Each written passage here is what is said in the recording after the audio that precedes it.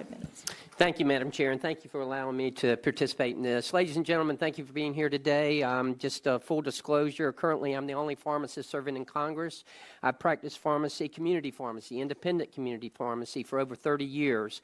You know, I remember, just FYI, I started when I was 10, but I can remember that, I can remember when PBMs evolved. I can remember when PSC was nothing more than just a processor. That's all they did was process claims before PBMs got involved in setting up formularies. And I can remember ordering directly from drug companies and not going through a wholesaler or anyone, just getting a shipment every week, a delivery every week from Eli Lilly or any other of the companies, Upjohn or any of the number of companies that we ordered from.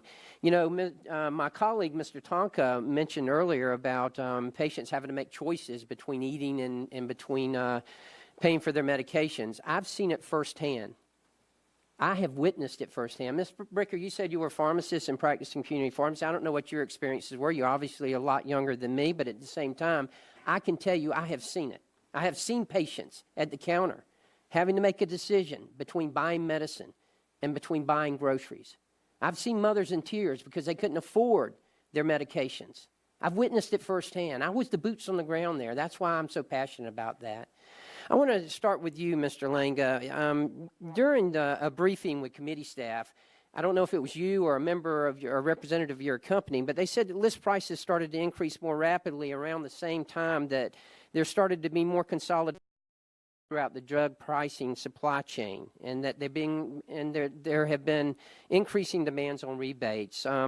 Has consolidation impacted the list price of medications? I think it was a factor. I think that as the PBMs today, as I mentioned, the three here today represent almost 220 million covered lives. And that's probably, the three here today, I believe, represent over between 70 and 80% of all the PBMs in America. Correct. So yes. I think that as the consolidation, that purchasing power got bigger, the rebate challenge got bigger. Absolutely. Mr. Mason, would you agree with that? And in fact, I believe that you responded to a letter and said the same thing. Yes. Okay. I'd like to ask you, Mr. Moriarty, you're with CVS Help. CVS is a drugstore, right? That's correct. And then CareMart is the PBM. That's owned by CBS. It's the same company. That's correct. And then Aetna Insurance is the same company. That's correct. Okay, so we got Aetna, the insurance company, we got CareMart, the PBM, and we got CVS, the drugstore. All the same company, right?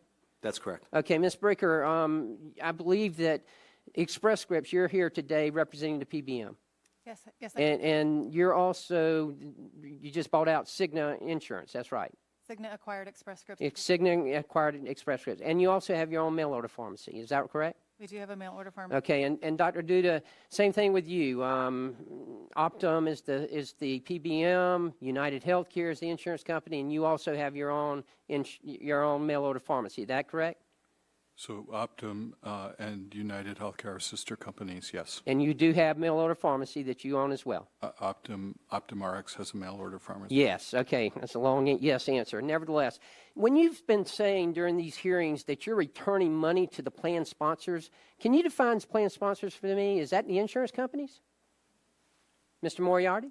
It is the employers, state and federal. The insurance, are you sending the money back to the insurance company? As well as health plans, but it's much more than just health plans, yes, sir. You're sending it back to, or you're sending it back to the insurance companies? So we send back to the clients that hire us. Those are employers. Do you send it back to the insurance? Please remember you're under oath here. Let's get along. Do you send it back to the insurance companies? In the event that the plan sponsor is an insurance company, yes. Right. Okay. And Dr. Duda, same thing with you? In the event that the plan sponsor is... Okay, same thing. So essentially, you're the PBM managing money, and you're sending the money back to another company that you own in some cases. That could be the case. Isn't that right, Dr. Duda? So we have many health plans. I understand that, but it is possible you could be sending it back to it's owned by the same company. So this vertical integration that we're talking about here, that I've been on the FTC and the Department of Justice about, that's something that certainly we need to be aware of. Boy, 5 minutes flies, let me tell you. But before I relinquish my time, I want to congratulate all of you, because you've done something here today that we've been trying to do in Congress ever since the 4 years and 3 months that I've been here, and that is to create bipartisanship because what you've witnessed here today is bipartisanship.